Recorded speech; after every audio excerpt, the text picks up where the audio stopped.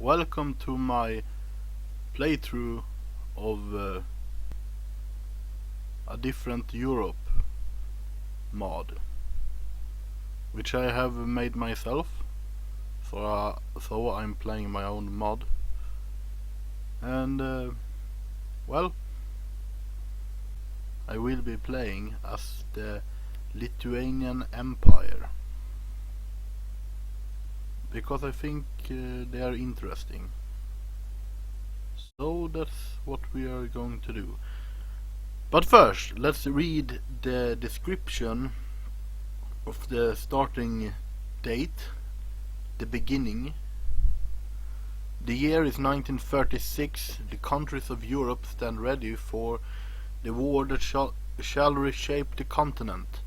In the west, the Frankian alliance prepares to strike in order to extend their reach. The Central Powers stand united against their enemies as eastern parts of the Lithuanian Empire revolts. Ukraine and Romania joins the Moscow Pact to take back what have been lost and to contain the Lithuanian Empire. In the meantime, Karelia prepares to take their stand to conquer Kola once and for all. Yes,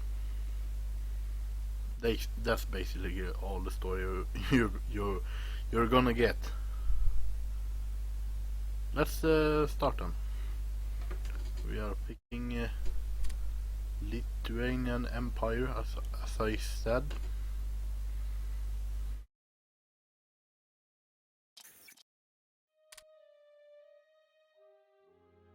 The first thing you should do is automate the trade because it's just annoying to deal with. And by the way, you're seeing every single flag is black. That's because the flags are not working otherwise. And if they worked, they would all be Swedish flags because I don't have any custom flags. And the Swedish flag is nice to look at, but even that doesn't work. I suspect a Danish conspiracy, but until it has been confirmed, they're staying black. We're going over to production. Let me show you the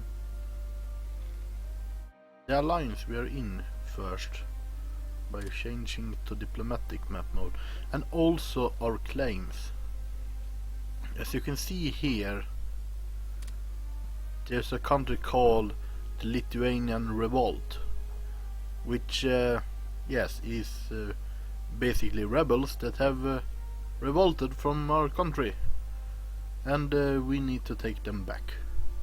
But first we need to build up our army and prepare to face the Moscow Pact, which is Moscow, the rebels, the Duchy of Novgorod, Ukraine, Romania, Greece, and Croatia.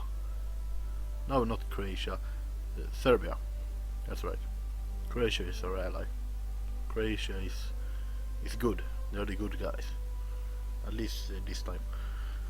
And of course, the epically named Grand Duchy of Krakow is also our allied. And then we got the United Kingdom of Northern Germany and Poland. Basically, two countries in one, united. So they are the strongest country in the game.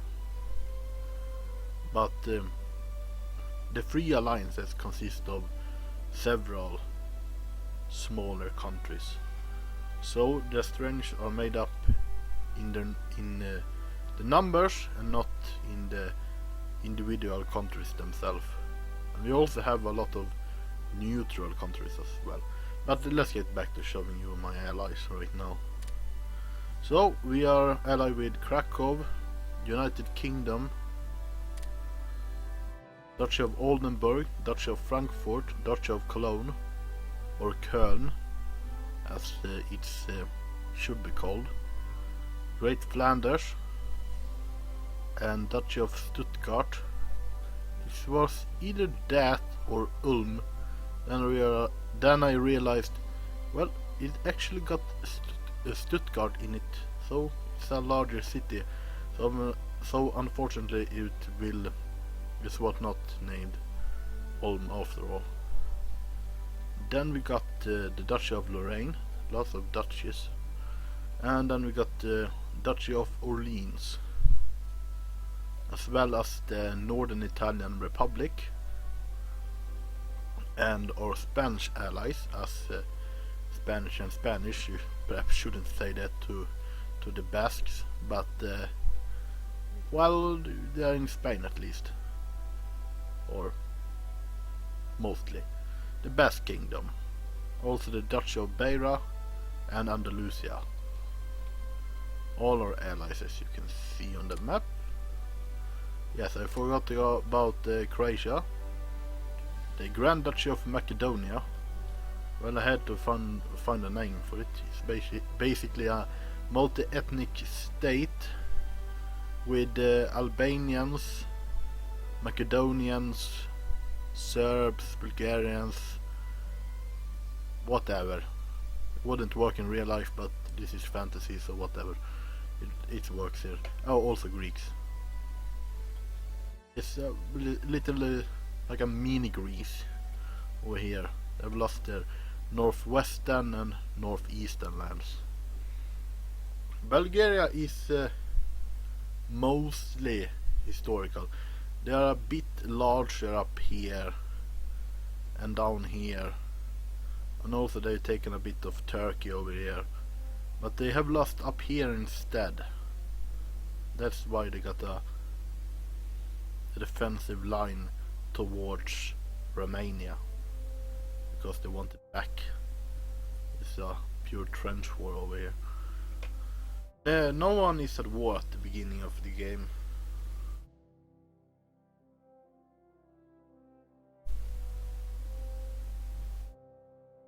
Yes, the neutral powers.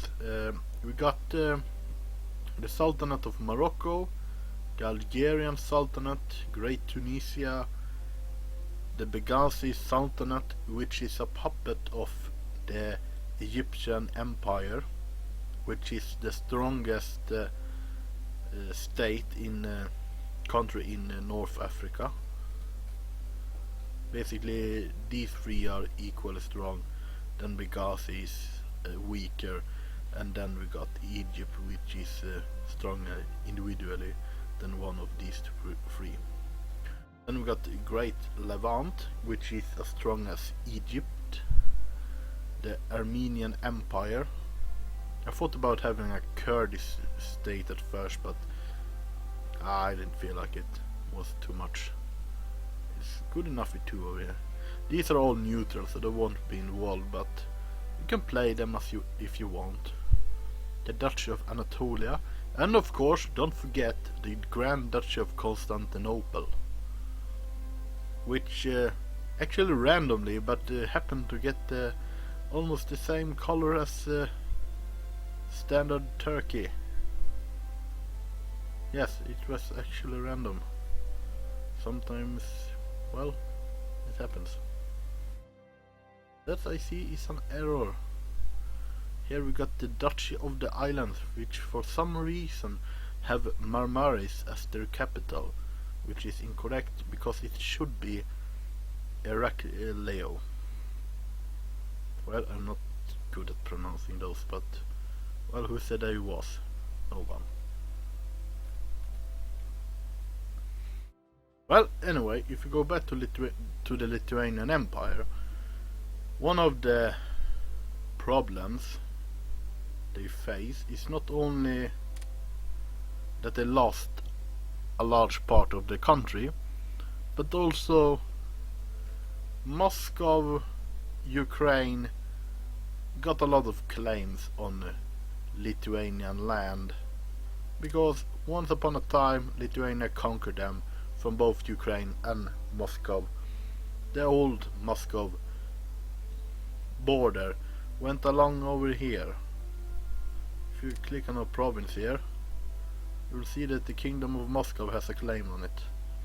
So they are claiming basically, if you go back to a diplomatic. All of this, and even a part of their ally Ukraine. And Ukraine themselves are claiming this. So we need to defend ourselves against them. And also, Kiev, the capital of Ukraine, is actually part of Lithuania. So they had to move it over here.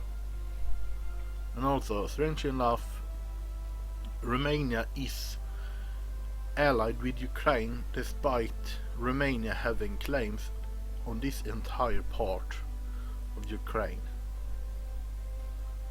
Well, I don't know. Mostly because Bulgaria is on our side. And Bulgaria wants this back.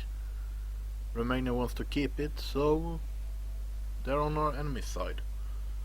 And also they got ridiculous claims on Hungary, which is a peaceful, neutral, sort of great power, along with the Bohemian Kingdom.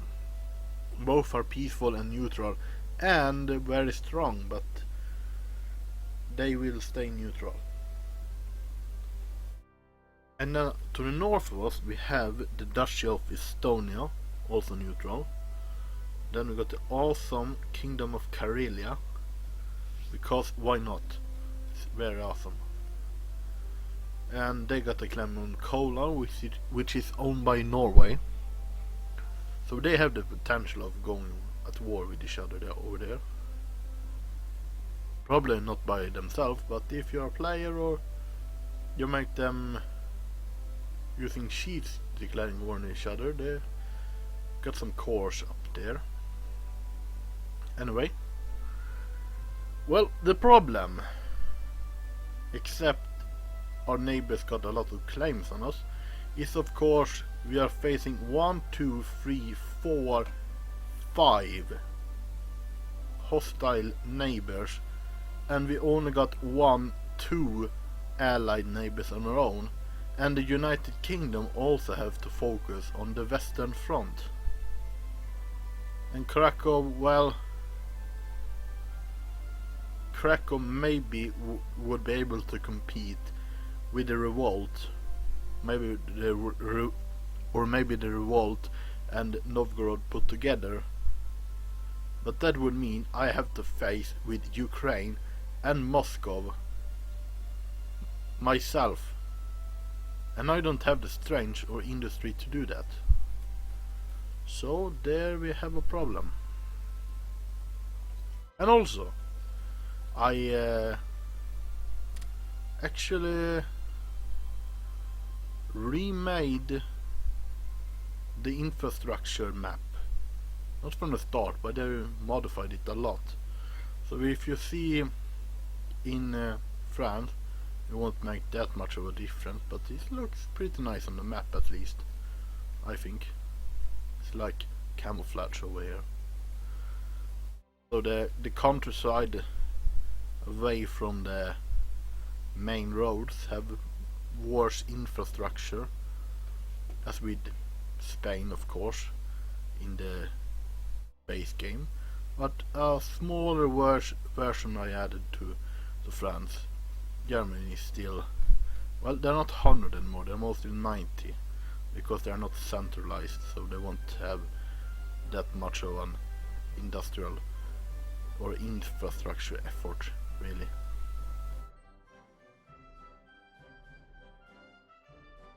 Well, can't almost see the difference over here between them. So, the last thing we're doing in this part is adjusting the production. We don't have any units, so we won't have any use for upgrades. Need a reinforcement. Supplies we can put at 1 at the moment, and you put consumer goods at what is needed, or perhaps 3, and then we can put the rest to production. Then we should get some units. All the countries in the mod are based on the stats and technologies of the United Kingdom. Not in this one, the regular one in the base game. The Brits. So they have a few technological options. Starting with light armor and so on. So to start with, I think well, we need to build up a base military at first, so getting some infantry would be useful. Well, let's get 3 brigades. Then make it parallel, however you say that. And yeah, 20 should be good. Let's get 20 like that. For some reason, Indian. Well, I did said the Brits, didn't I? Well, that's a basic introduction, but we'll see what happens.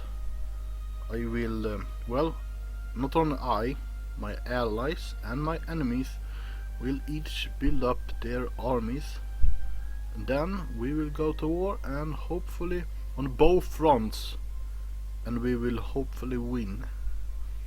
Because AI in the time lapses, they fail on both fronts, but if they're only one front, they succeed. But the question is, will I succeed or will I fail with both fronts? We shall see. That's it for now. Thanks for watching, and well, watch the next part. Goodbye.